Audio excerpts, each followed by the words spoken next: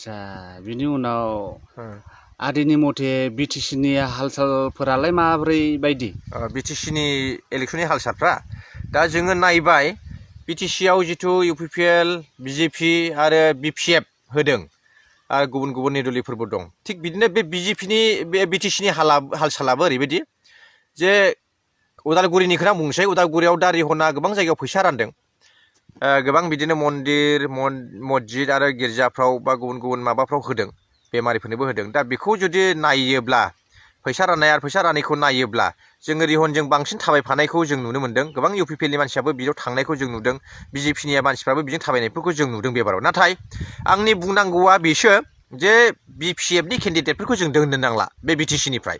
बिटिसिल' नङा, आसामावबो बिथांमोना केन्डिडेट होदोंब्ला बे बिपिएफ होननानै बुंदोंसैबाथाय बिथांमोननि केन्डिडेटखौ बिदाय होनांसिगौ आरो जों। ओरैबायदि माने बिसोरनाव गाज्रि मोनसे भाइरास दङ जे बिसोरो रायजोखौनो नाङा होननानै बुङो आरो। दा बेखौ नायोब्ला जोङो बिसोरखौ दोननायनि जेबो जुक्ति गैला आरो। बिटिसिआव आरो आसामाव बे बिपिएफ दोलोनि केन्डिडेटफोरखौ भट होनानै जों लाखिनानै दोनस्लायस्लाय बिसोरखौ कमप्लिटलि बिदाय होनाया जोंनि थाखाय मोजां आरो। बेनिखायनो आं साफ्रोमबो जोंनि बर' बिदा फंबाय बिमा बिफाफोरखौ आं खावलायहरदों, बिब' बिनानावफोरखौबो, जे बिपिएफनो जों भटखौ होनांला। बिपिएफनि सोलाय जों गुबुन मोजां मानसिनो जों भटखौ होनांगौ आरो। बेनिखायनो कमप्लिटलि बिपिएफनि केन्डिडेटफोरखौ जों बिदाय होनांगौ। आं रिहननि खोथाखौ आं बेखौनो बुंनो सानबाय, मानसिया मोजां, बियो नम्रबो आरो बियो धोरोमावबो दङ। थेवब्लाबो बिपिएफ होननानै बुंनायखौहाय जों बिदाय होनो नांसिगौ आरो दायो। मानसियाथ' बियो गाज्रि नङा, थिगानो, मानसिया नम्रबो आरो डिसिप्लिनाव थायो।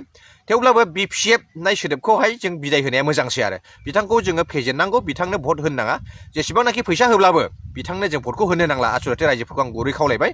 मानोना बेयो 25 बोसोर जानायखौ नायगासिनो दं, 20 बोसोर जाखाबाय।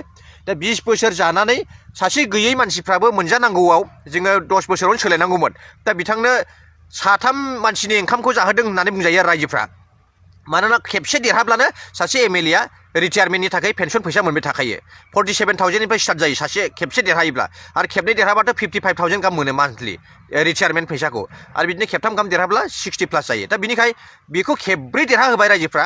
दा बिनिखायनो सोरबा जानो गैयै केन्डिडेटनो जोङो जाहोस्लायनांसिगौ आरो दायो। रायजोफ्राबो बेखौ मिथिनांगौ आरो। जोंनिबो भुल, रायजोफोरनिबो, जे रायजोफ्रा जायनो होबाय होदामब्लेबाय थायो, बेखौनो जाहोबाय थायो।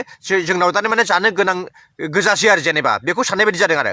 बे सोरबा जानो गैयैनोबो जे जोङो जाहोस्लायनांगौ, बेखौ जोंनि रायजोफ्राबो साननो रोङा आरो। बेनिखायनो बे भुल, रायजोफ्रानो बेखौ सोलायनांगौ। दा बिनिखायनो बे बाराव जों कमप्लिटलि एसेम्बलि सेक्सननिफ्राय बे बिपिएफखौ बिदाय होनांगौ। बे रायजोफोरनि दायथ' आरो जोंबो बेखौनो गोसो होनानै सिन्था खालामनांगौ आरो। बेखिनिखौनो आङो रायजोफोरनिसिम अनुरद खालामनानै बे बिबुंथिखौ आं दोनबाय। गोजोन्थों।